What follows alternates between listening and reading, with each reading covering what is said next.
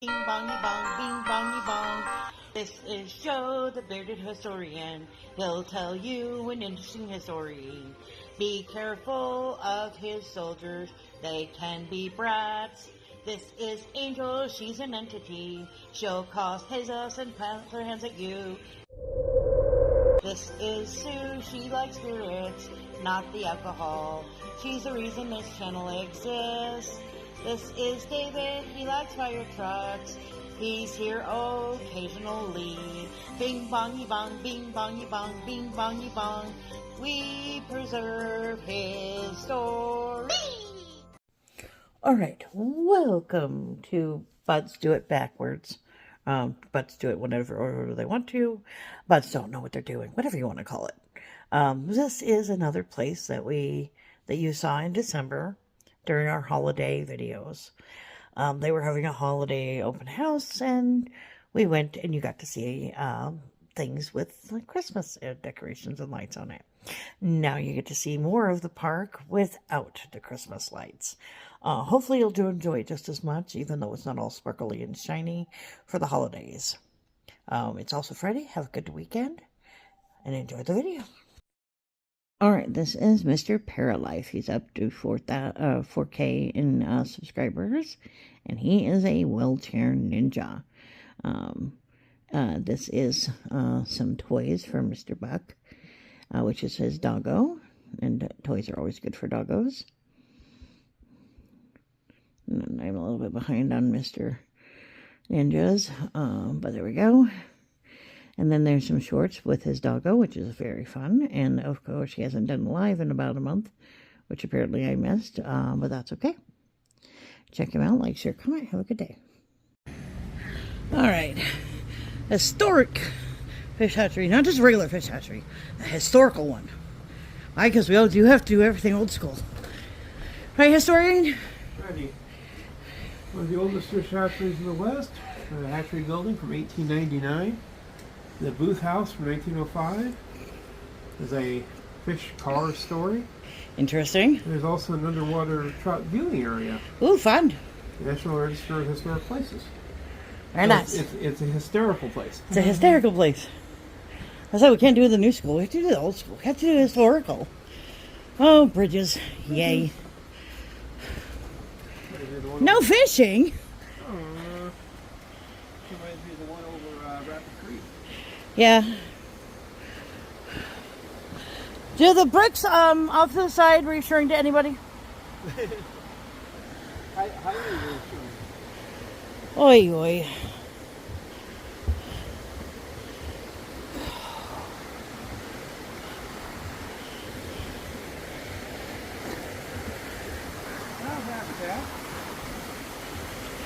Overhanging vegetation, grassy undercut banks, fallen trees, deep pools, clusters of nut boulders provide excellent natural cover for trout to hide, rest, and feed. Aquatic vegetation, like watercress, furnishes nursery areas for young trout as well as food and cover for aquatic invertebrates. Clean gravel at the tail end of pools and the slow-rifts are utilized for spawning habitability of wild trout. Riffles also provide natural habitat for aquatic insects and feeding sites for trout. Where natural habitat features are lacking, log plunges and boulder clusters have been constructed to form pools and provide cover for larger trout. Trees, rocks, and deflectors are used to stabilize the stream banks and narrow and deepen the stream channel. These man-made stream habitat improvements mimic the naturally occurring habitat features that are lacking and supply an acceptable alternative for those fish species that can adjust. There's a heck of a vibration kicking off that thing. Yes. I was okay. Yeah. Until that happened. And then I'm just like, my high anxiety just thought like that. There's a fish. Right there. I don't know if you guys can see it or not. If I can lose my phone into the river, that would be good. There he is. Oh, that vibration is going to drive me insane.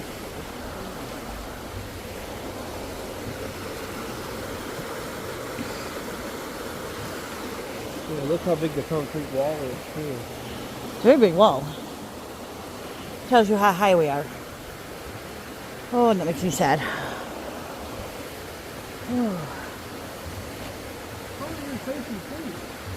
Car size space, walk, don't run. Keep hands out of the water and no fishing or gear. Aw, I want to fish. Please drink and clean up after your pets. The DC Booth National Historic. Ooh, both slates. Those are Hatchery Sheriff. We tried to.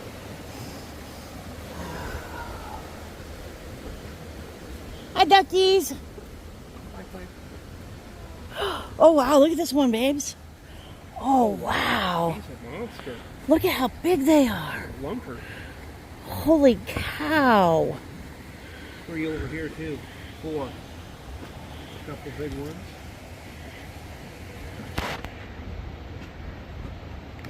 How they're big.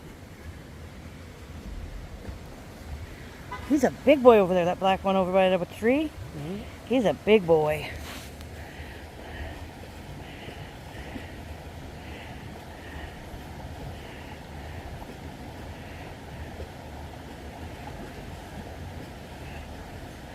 I wonder if it's doing that because it's dry and lower than usual. I don't think it's supposed to be spurting like that. I don't know. I understand it's just circulating water, but it seems like it shouldn't be spurting that way. We got some more on this side, more duckies.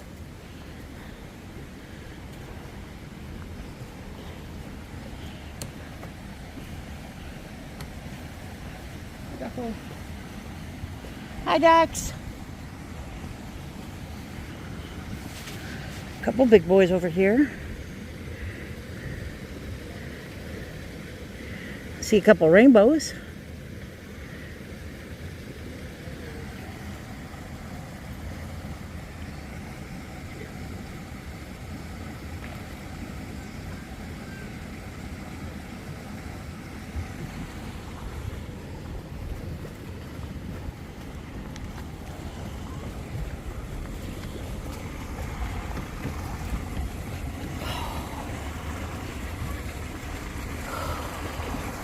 Solar panels. There's a few there. Although it makes me wonder how, if they need that, why they need that many, what it all runs. I'm guessing everything, but you know. No, Blackness fishing. Streams are ideal for fish. Despite the abundance of freshwater shrimp and other good trout food in the pure spring water, we are surprised there are no trout native to the streams. Interesting. The hatchery introduced trout to the region, and only suckers, minnows, and chubs lived in the streams before stocking began in the early 1900s. Booth Hatchery was the first to raise stockable trout for the Blackwells in the area of about 5,000 square miles. Wow. More signs. Following species: brown, rainbow, and Snake River cutthroat. Well, that sounds like a friendly one. Oh, map noises. Map noises. We are here. I got the information in the store. The biggest fish are the big pond over here. You got the raceways, which are over there. And the historical hatchery building is up on the hill. Cool. Museum. What? No. Artifacts and Records Center. Fish car is behind it. And this is the information center and store. Cool beans. So we want to go up on the hill first? Yeah, I think so. Okay. I'm following your lead. Sticker on the museum. I figured we want to do the museum before it closes. But beyond that, I'm open to For anything. renovation, well, we can see if we can get in it. Oh, shoot. Well, we'll have to come back, I guess. So much for my plan of doing it all in one take. But when did that ever work? Exactly. We used the P word. That might, oh well, that's all right. We'll enjoy what we can. You always ask us for the key. For what? Sneak into the museum. Oh, there's nothing there. It's empty. There's Oh, I'll have to keep an eye out and see when they reopen it. Yeah. Sadness. No skateboarding. What? No bicycling. No rollerblading. No scooter riding. Somebody fell in, you know that, right? Oh yeah. They thought it's concrete. I can ride along this. It's got little walkways you can walk through there too. Oh no, you have to go around the other side. You say if you find a way to get over there. But I found it. The street's full.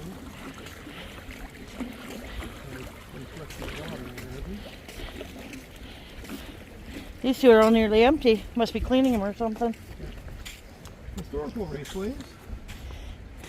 The fish stocking convoy in 1929 moved 143 cans of fish from spring-fed concrete ponds in front of the hatchery building to Bachhill streams. The ponds were replaced with raceways in the 1930s after a drought dried up the hatchery springs.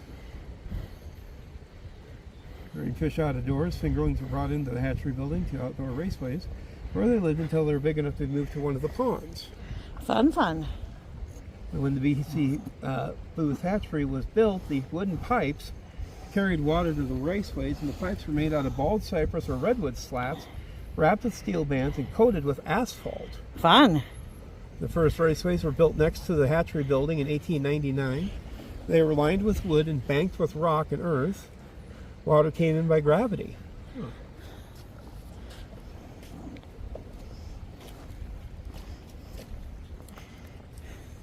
So many signs.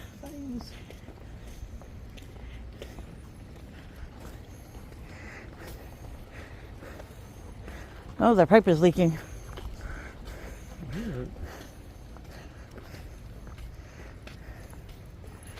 This is the first conservatory, I think. Calculation.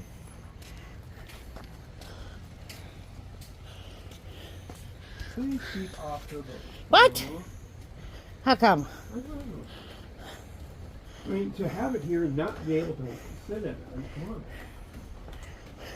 The Yellowstone boat. Ooh. God, that's cool looking. Oh, shit. You stay over there. Constructed in the 1920s and ended in 1966 when it was docked here. Huh.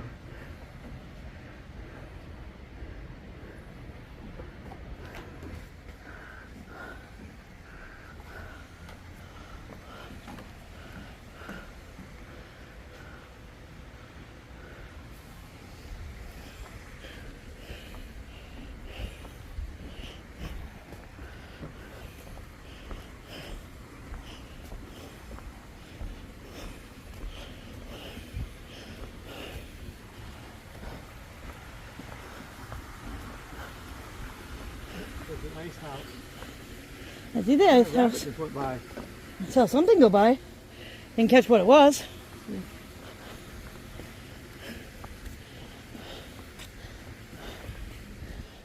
Oh, a little wall area here. Oh, that needs repaired. Badly.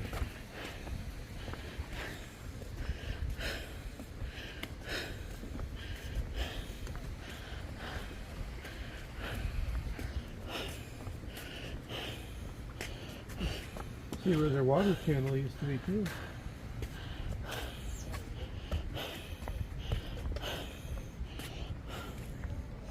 Go over here and then come back.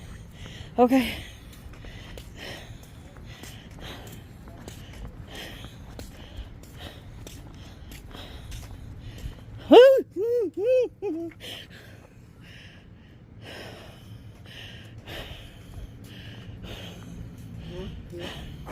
So we overlook the Stark Reservoir.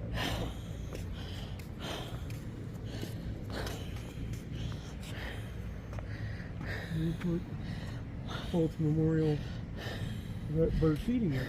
Oh. We can have the bird eat the lock. Yes, please.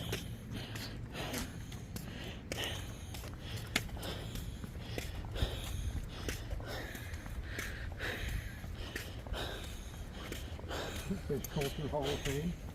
Bunny. Find a Bun Bun? Yeah, there it goes. Hey, Bun Bun.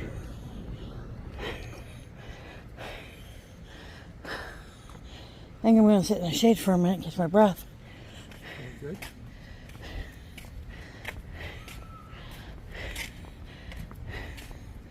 And then we can look at the Fish Culture Hall of Fame.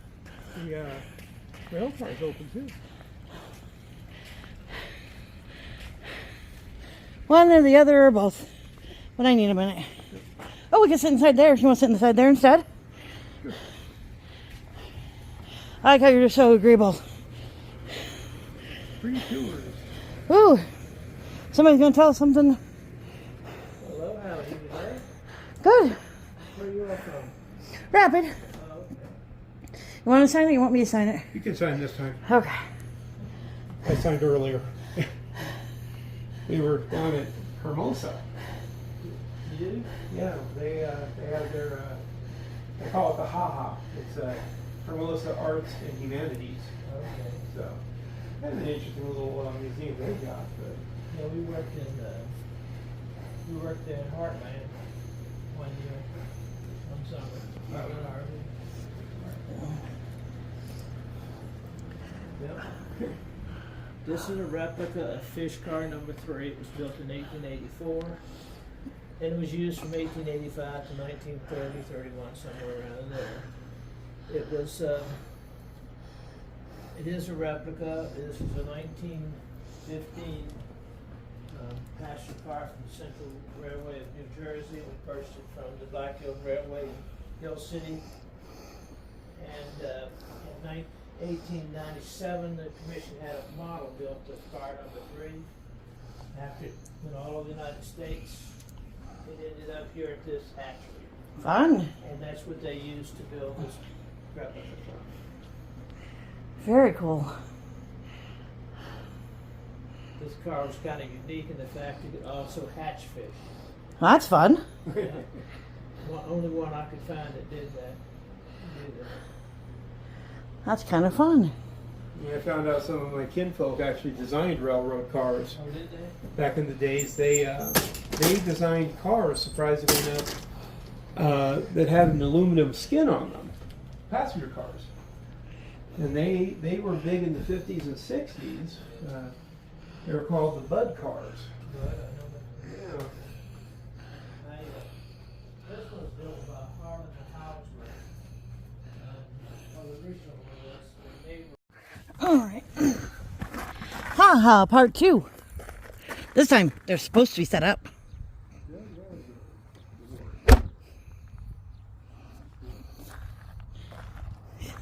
Oh, we're gonna go to stairs? Ooh, we're gonna go a new route, guys.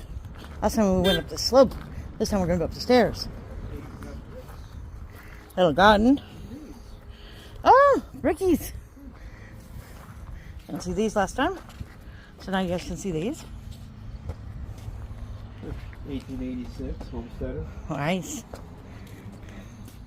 Hill City Evergreen Desert Club. Homesteader. W.H. Memory Allen. of. Douglas, 1904. Nice. Married 1870. Nice. Married 1920. Very cool. Just warm. Ooh. Little bench. I like the bench. I don't trust the bench. Hello. Oh, look, people.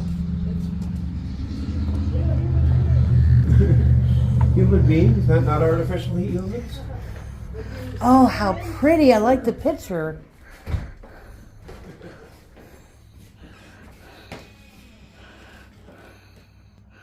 Oh, are you leaving documentation that we've been here? Yep. Lumberjacks. Yep, we'll know your whereabouts. We're not hard to trace. Are you from Hermosa? Oh, no. We're just up the road. We're from Rapid. But we've been here a couple of times. We came to your, I don't want to say open house, but like the Yeah, before you guys were set up. So now that you're set up, we figured we'd come see again. yeah, good, yeah. Well, it's basically a self-guided tour. We just kind of have things sitting around. for you I to like look the at. little school. Here's the card, if one of you wants to hold on to the card so you have the address. Ooh, map noises, babes. Oh, yes. No problem on taking pictures. I'm Linda, and this is Marcia. Hello. Everybody assigned volunteers for the day, and here's information on us. So, And extra sheets of. yeah. Or is there anything new that we haven't? Ghosts come in. I tried to close it, but it didn't want to close. If I close it, is it going to lock it if I just let it stay closed? I don't think so. So the No. heat won't go Yeah. in? I said I tried closing it, but it apparently Yeah, didn't go do very ahead and well. Pick up anything that looks interesting to He you. has you guys marked on Facebook, so anytime that there's something new. Oh, good. Yeah. Well, we were going to have something new in. See, Ghost came back in. I told you I didn't want to stay closed.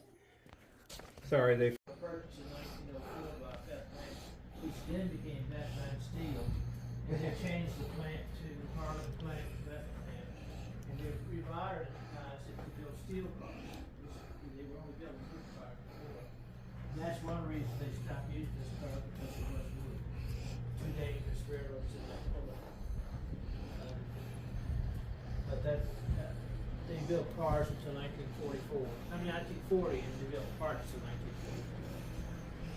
Very cool. The last, that's what I'm trying to find out. I think maybe that they built one of the cars. I read someplace where Bethlehem had built one of the cars, which would have been the same company, Harlan and Holland. Interesting. They actually built the model too that was used for here. They also built ships too, but they did better with cars. I think they built pretty good ships. Just they was usually. How are you all? Good. Where are you from?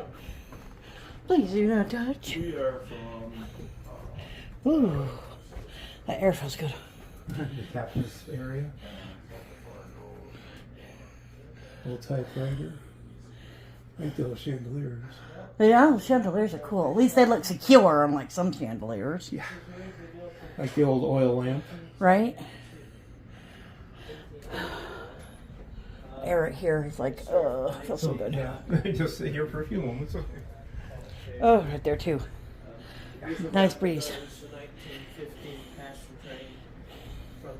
I'm gonna go sit, but there's a couple more rooms down that way, babes. More sign noises. Maybe. Come on, you're not that old yet. I refuse. My knees are that old. No. I refuse. So we read them in order? Yeah. Or should we do backwards because that's what we are? The fish car era. When railroad cars moved fish, 1873 to 1947, each year, the U.S. Fish and Wildlife Services would transport over 200 million fish from national fish hatcheries to tanker trucks filled with refrigerated, oxygen aerated, and constantly circulated and cleansed water. In the 1870s, however, the science of fish culture was still young. The U.S. Fish Commission, established in 1871, had few transportation options that began raising fish for our nation's rivers, lakes, and coastal waters. Fish culture pioneers soon devised a way to safely carry fish for long distances using rail cars that were remodeled or specifically constructed for this work. Fish cars, similar to the replica here, were the fastest, most efficient means of transporting fish eggs and young fish to their final destinations across the country. By the 1940s, with the invention of internal combustion engine and the development of highway systems, fish cars were replaced by modern tank trucks, which were more efficient to operate. By the early 1920s, fish cars had carried over 72 million fish. It's a lot of fish. Across more than 2 million miles of track. It's a lot of track. Yes. In 1881, following several successful transportations of fish by rail, the U.S. Fish Commission decided to construct a fish car specifically designed to carry fish. This railroad car was reinforced to carry 220,000 pounds of fish, water, and equipment at passenger car speeds. Cars normally operated from April to November, with the winter months set aside for maintenance and repairs. National fish hatcheries across the country shared the fish cars. No one hatchery owned a fish car. Interesting. The U.S. Commission operated 10 fish cars, and many states operated their own fish cars. Fish car number 3 was constructed in 1884 and used until 1929. Interesting. The typical fish car would have a crew consisting of a captain, several messengers, and a cook. What are we serving today? Fish. The messenger took care of the fish and delivered them to the recipients, and the cook was responsible for keeping everyone fed day and night. The captain's office was located at the end of the fish car and the kitchen at the other. Berths folded down above the fish tanks for sleeping. Fish car number 3 could carry about 150 10-gallon cans, which contained approximately 15,000 3-inch fish. Fish cars could haul fish as long as 10 days with only 1% loss. That's very impressive. Pretty good rate, yeah.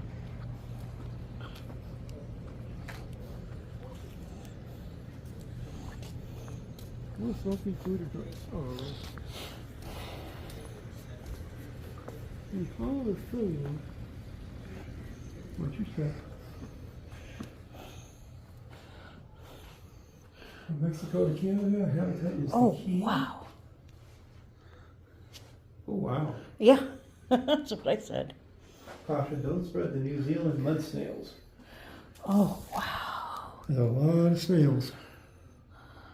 Holy Oh, that's why they're fishermen will take and bring things from out of yeah, they're an invasive. invasive species. Thank you. That's the word I was looking for and could not find. Oh, crawfish. Crawfish! Get me my cocktail sauce. Species, propagated, Propagated. rainbow trout, brook trout, largemouth black bass, bream, and catfish. The site is part of the original entrance to the Irwin National Fish Hatchery in Tennessee. And lots of plaques. People who've done important fish stuff. DC Booth, there he is. There he is. The guy that the place is named after. What fish? Northern snakehead. Aquatic invasive species. The one that bugs me is they've got one that actually can live outside of water and it'll jump from creek to creek. You're like going, charming. Fun. Yeah.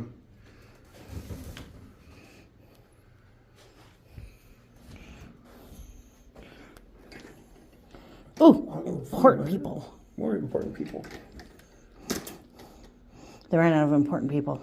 That guy looks familiar for some reason. He was one of my professors at Black Hills State.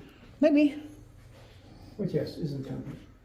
Sea lampreys, great Salvinia, water heath, zebra mussels. Ew.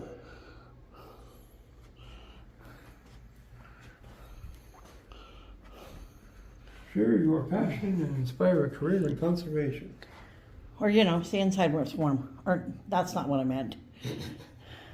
Stay inside where it's cool. It's too warm outside. Mommy tired. Mommy's brain is melted. Yes. That's all I can say. I would believe. It's definitely muddy and hot. This is our booth house. Tours Ruby's garden. Should we try the booth house? Sure. Brick walk applications. Oh, aye. Why do I never notice these things until they're pointed out to me? That's cute. Big library. That's cute. I like that. That's cute.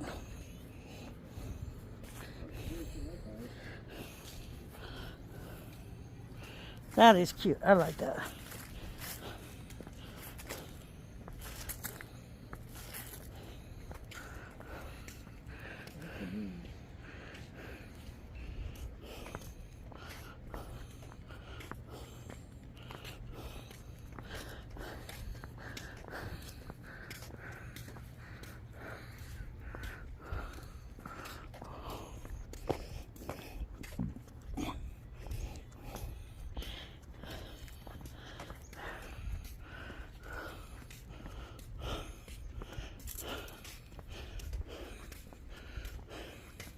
Notice, authorized personnel only. Well then. That's the officers. Oh, okay. Advertise it like a place you could go to. But apparently you cannot. Interesting. Looks like you used to be able to. They got a handicapped thing. Interesting. There's some papers on the wall for the literature too. Weird.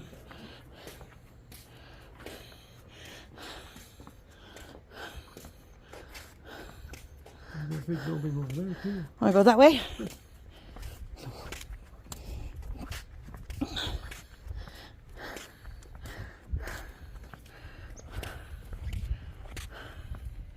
Yeah, this tree. Hey, look, baby, it's your tree. My tree. You have a twee. Go over and hug the tree. That would be a very cute picture. Go hug your tree. I'll take a picture. I wonder if we can see these two places.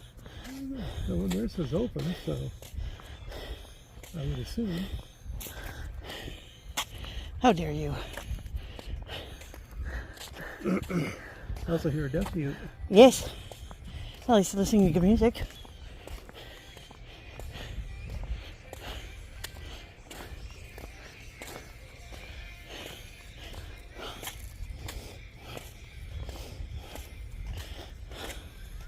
Arrivals. Oh, private residence. I can read. Interesting, somebody lives up here. Yeah. And they have a handicapped parking spot. That makes no sense.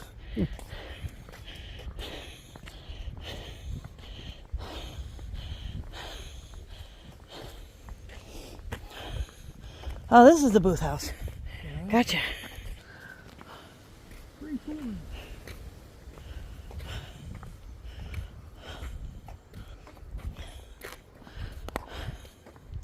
Booth house. Built in 1905. With hot water, radiation, heat, and concrete sidewalks, this is one of the most modern residences in Spearfish when it was built. The family of DeWitt Clinton Booth, first Hatchery superintendent, lived in the 8-room house from 1905 until he retired in 1933. Then it was home to a succession of superintendents until 1983 when it became a historic house museum. Across the nation, it was common for early fish hatcheries to have nice superintendents' homes and other staff housing to care for the fish year-round. The Booth House was placed on the National Register of Historic Places in 1979. In 1983, members of the Booth Society, a nonprofit friends group of the hatchery, began restoration of the house.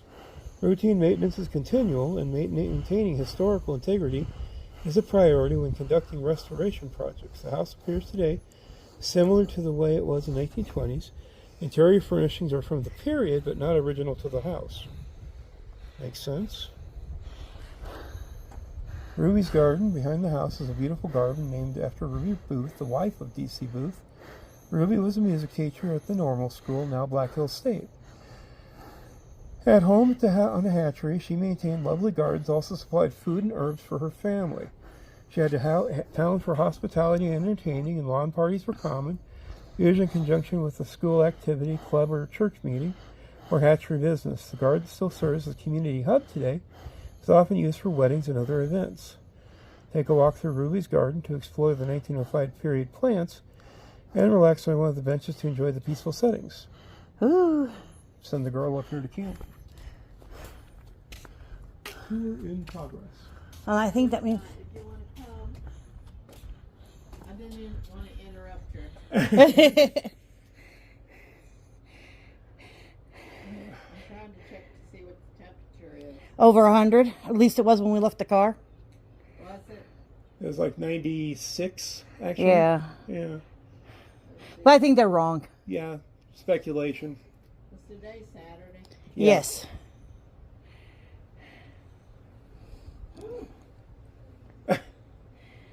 She didn't want to see that number. We tried to warn her. I'll take these steps slowly. What? Oh. I take all steps slowly. Howdy, howdy. I wish it wasn't quite so warm. Yeah, well. Are you all interested in a tour of the house?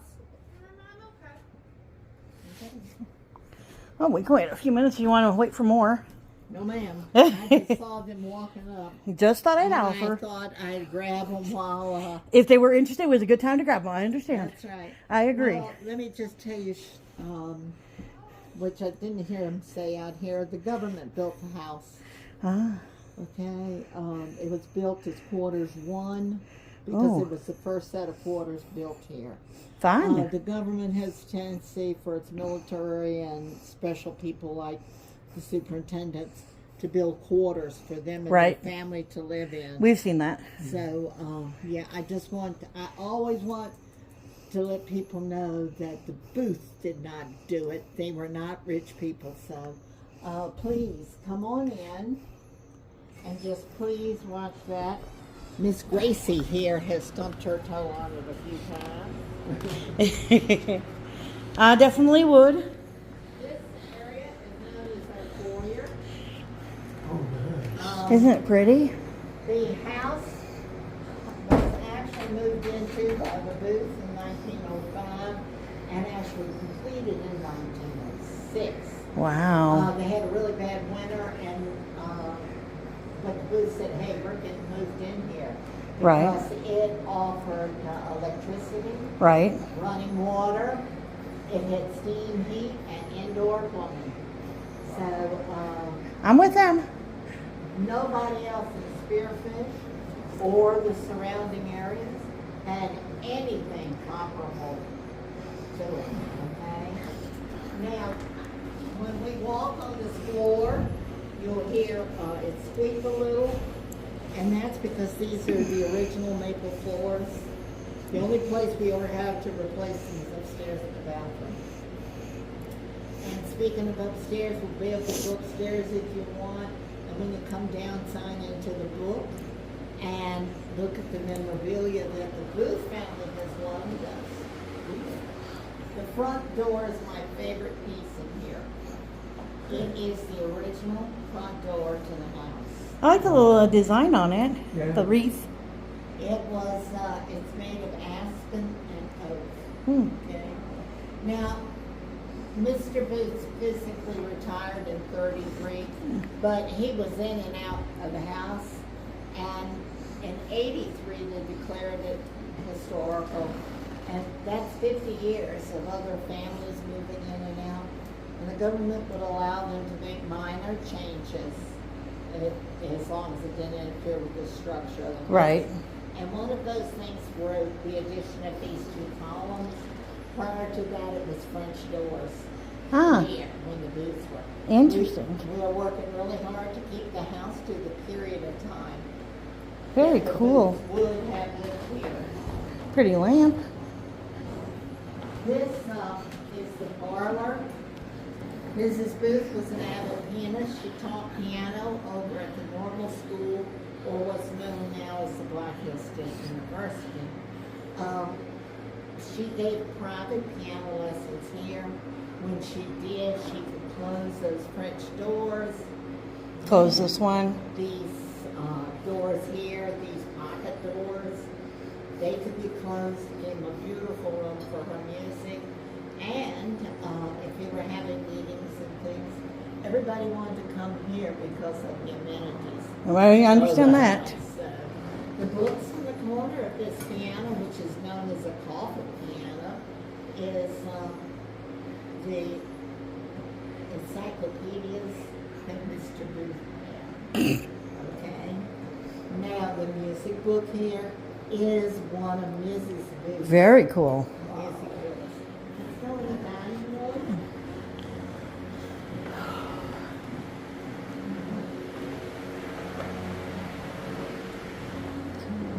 Mr. Booth was a firm believer that his entire family sit down and have their dinner meal together. They could discuss what was going on in each other's lives. And if they had folks come in from out of town, they might bring them information that otherwise they wouldn't have. Right. Now, in 1928, a major change was made to this room. And that's the addition of the fireplace. Yeah, I wondered about Right, that. they had a little bit of a chimney fire Oh, in the original chimney, took it down, gotcha. and while they were building, decided let's give up the pantry and the kitchen Oh, well, that's a brilliant and idea. build the fireplace in the dining room. This little picture right here is Mrs. Booth with their two children, Nice. Edward and Catherine. And in that memorabilia book box that I reminded you of, Mhm. her wedding dress Oh. Catherine's wedding dress is Wow. in there. It's the brown dress. And on top, it's a little glass box. Gotcha. And the picture on top of there is Mr. Booth, Catherine in her wedding dress, her husband, Mr. Mueller, and Mrs. Booth. Interesting. So, I point those out for you to see. Then the up-and-coming thing was corner cupboards. I like the corner cupboard. In the 40s, they added that.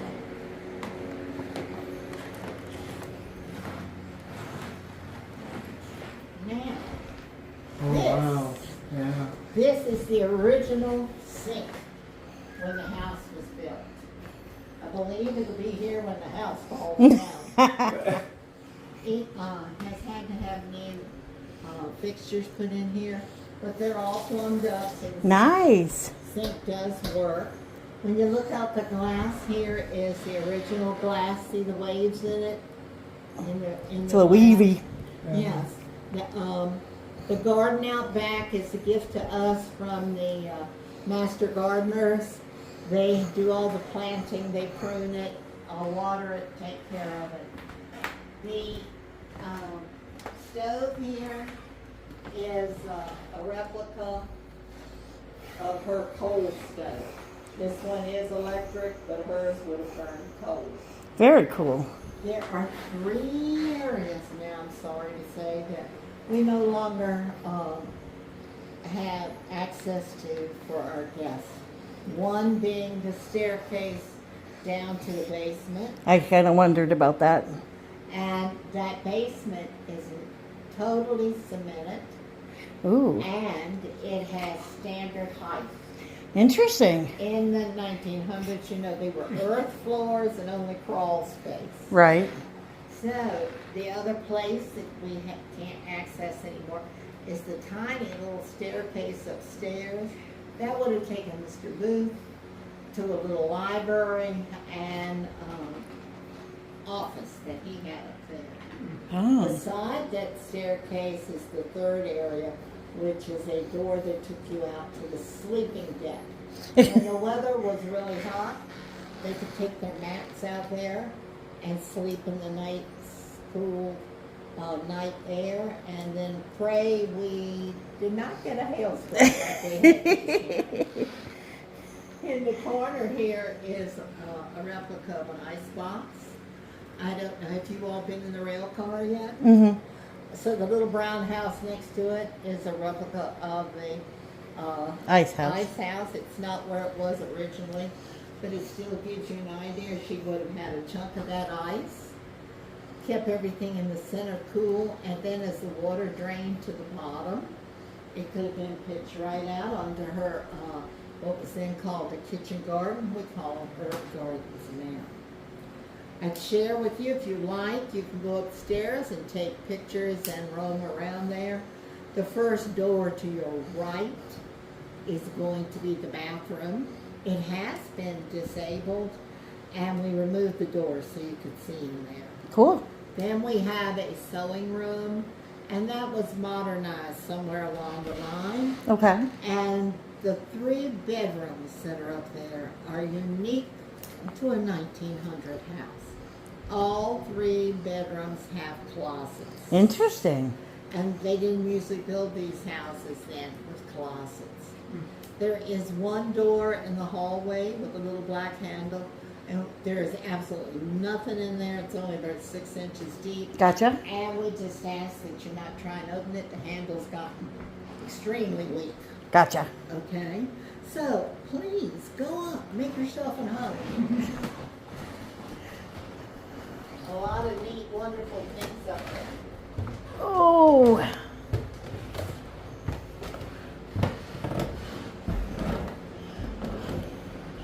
Midpoint.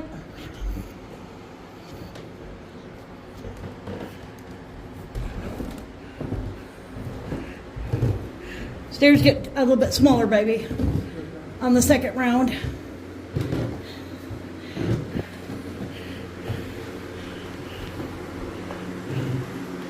Oh, wow. That looks safe.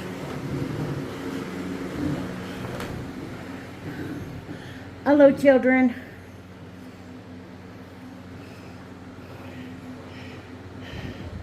We have a smart cookie in this room, babes. Oh, I see. Back one.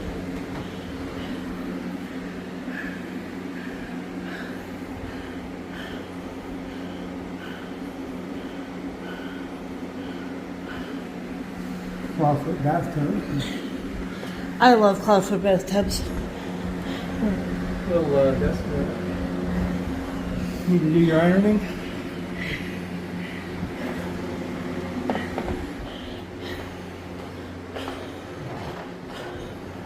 I can see why she doesn't come up here. Kind of crowded. Must be the nanny's room. Or doctor. Ooh, very nice. Yep. Okay, that mommy and daddy's, or is that a kids? Because that looks like a kids. I think it's the kids. Then this would be mom and dad's then. That's what I'm thinking. Okay, before we go down, I'm going to sit for a second. Because I need to. This is the big pond, as they called it.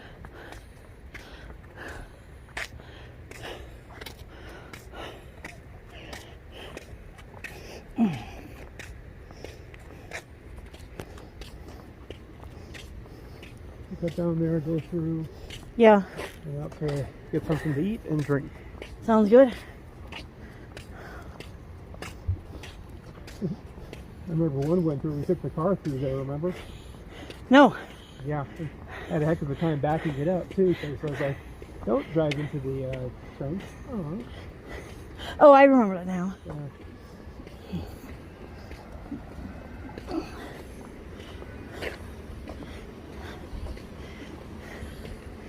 you're a sad little person. I hear that.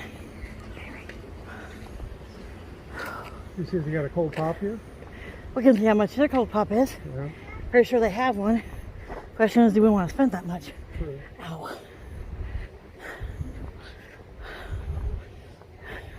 See what their store looks like.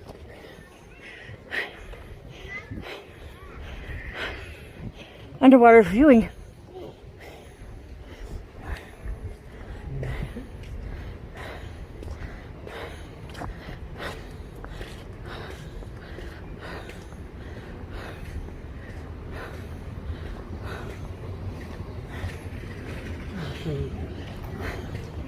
Oh wow, look at that.